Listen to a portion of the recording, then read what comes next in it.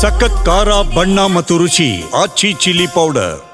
ನಿಜ ಹೇಳಿದ್ದಕ್ಕೆ ಉಚ್ಚಾಟನೆ ಮಾಡಿದ್ರು. ಬಿಜೆಪಿ ಪಕ್ಷ ನನ್ನನ್ನು ಉಚ್ಚಾಟನೆ ಮಾಡಿದ್ರು ಕೂಡ ಡೋಂಟ್ ಕೇರ್. ರೈತರ ಪರ, ಉತ್ತರ ಕರ್ನಾಟಕ ಪರ ನಾನು ಇರ್ತೀನಿ. ಯಾವ ಹೈಕಮಾಂಡ್ ಕೇಳಲಿ ಅದರ ಬಗ್ಗೆ ನಾನು ಗಮನ ಕೊಡೋದಿಲ್ಲ ಅಂತ ವಿಧಾನಸೌಧದಲ್ಲಿ ಇವತ್ತು ಶಾಸಕ ಯತ್ನಾಳ್ ಗುಡುಗಿದ್ರು. ಉಚ್ಚಾಟನೆ ಮತ್ತೊಂದು ಮಗದೊಂದು, ಅದು ನನಗೆ ಮ್ಯಾಟ್ರೇ ಆಗೋದಿಲ್ಲ ಅನ್ನೋ ರೀತಿಯಲ್ಲಿ ಮಾತನಾಡಿದರು. ಹೈಕಮಾಂಡ್ ಏನೇ ಆದರೂ ಕೂಡ ಅದಕ್ಕೆ ಡೋಂಟ್ ಕೇರ್ ಅನ್ನೋ ರೀತಿಯಲ್ಲಿ ನಾನು ಇರ್ತೀನಿ. ಯಾಕಂದರೆ ನನಗೇನು ಸರಿ ಅನಿಸುತ್ತೋ ನಾನು ಅದನ್ನು ಮಾಡ್ತೀನಿ. ಅಂದರೆ ರೈತರ ಪರ, ಉತ್ತರ ಕರ್ನಾಟಕದ ಪರ ನಾನು ಯಾವಾಗಲೂ ಇರ್ತೇನೆ ಅಂತ ಇವತ್ತು ಗುಡುಗಿದ್ದಾರೆ.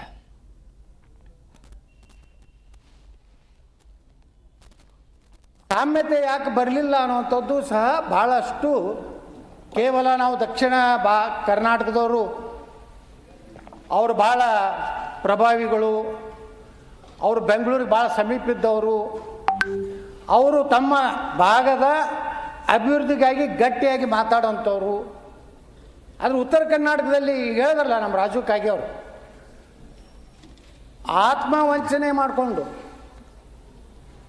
ಎಲ್ಲೋ ನನ್ನ ಮುಂದಿನ ಸಲ ಟಿಕೆಟ್ ಕೊಡ್ತಾರೋ ಇಲ್ಲೋ, ಭಾಳ ದೊಡ್ಡ ಸಮಸ್ಯೆ ಇರೋದು ಪ್ರಾಬ್ಲಮ್ ಇದು.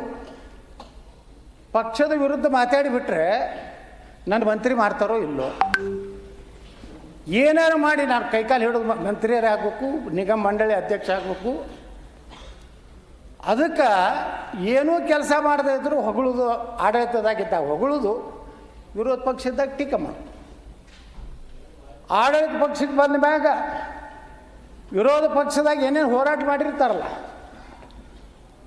ಅದನ್ನೆಲ್ಲ ನೆನಪು ಹಾರಿ ಮತ್ತು ಅದೇ ಯಥಾಸ್ಥಿತಿ. ಹಿಂದಿನ ಸರ್ಕಾರಕ್ಕೆ ಇವ್ರಿಗೇನು ವ್ಯತ್ಯಾಸ ಇಲ್ಲ. ನೀರಾವರಿ ಯೋಜನೆಗಳು ಇಡೀ ಕರ್ನಾಟಕದ 72 ಭಾಗದಷ್ಟು ಕೃಷ್ಣಾ ಕಣಿವೆ ದೊಡ್ಡ ಭಾಗ ಕೃಷ್ಣೇದಾಳ. ಆದರೆ ಎಲ್ಲ ಸರ್ಕಾರಗಳು ಬಂದಾಗ, ನೀವು ಬಂದಾಗ ಏನು ಮಾಡಿದ್ರಿ, ನೀವು ಬಂದಾಗ ಏನು ಮಾಡಿ, ಯಾರ್ಯಾರು ಒಬ್ಬರು ಕೇಳಿ ಕೃಷ್ಣ ಕೂಗತ್ತು ಪುಕ್ಕ ಬರೆದ್ರು, ಒಬ್ಬರು ಆಲಿಮಟ್ಟಿಗೆ ಹೋಗಿದ್ದು ಕೂಡಲ ಸಂಗಮದಾಗ ಹಾನಿ ಮಾಡಿದ್ರು, ಒಬ್ಬರು ನಾನು ಮುಖ್ಯಮಂತ್ರಿ ಆದರೆ ನಾನು ಸರ್ಕಾರ ಬಂದರೆ 25,000 ಕೋಟಿ ಕೊಡ್ತೀನಿ, ರಕ್ತದಲ್ಲಿ ಬರೆದು ಕೊಡ್ತೀನಿ ಅಂತ ಒಬ್ಬ ಡೈಲಾಗ್ ಹೊಡೆದ್ರು. ಯಾರೂ ಏನೂ ಮಾಡಲಿಲ್ಲ, ರಕ್ತದಲ್ಲಿ ಬರೆದು ಕೊಡೋರು. ಈಗ ಅವರು ಇವತ್ತು ಸಮಾನತೆ ಬಗ್ಗೆ ಇಲ್ಲಿ ಭಾಷಣ ಹೊಡೆದು ಹೋದರು. ನಾವೆಲ್ಲ, ನನಗೇನು 3-4 ಸಲ ಉಚ್ಚಾಟನೆ ಮಾಡ್ಯಾರ, ಐ ಡೋಂಟ್ ಕೇರ್. ಜನರ ಸಲುವಾಗಿ ಬಂದಾಗ ನಾ ಯಾರಿಗೂ ಮುಲಾಜಿಲ್ಲಾರ್ದೆ ಮಾತಾಡಿದ್ದಕ್ಕೆ ಉಚ್ಚಾಟನೆ ಇದೆ. ಆದರೆ ಜನ ನಾನು ಹಿಂದಿದ್ದಾರೆ. ಜನ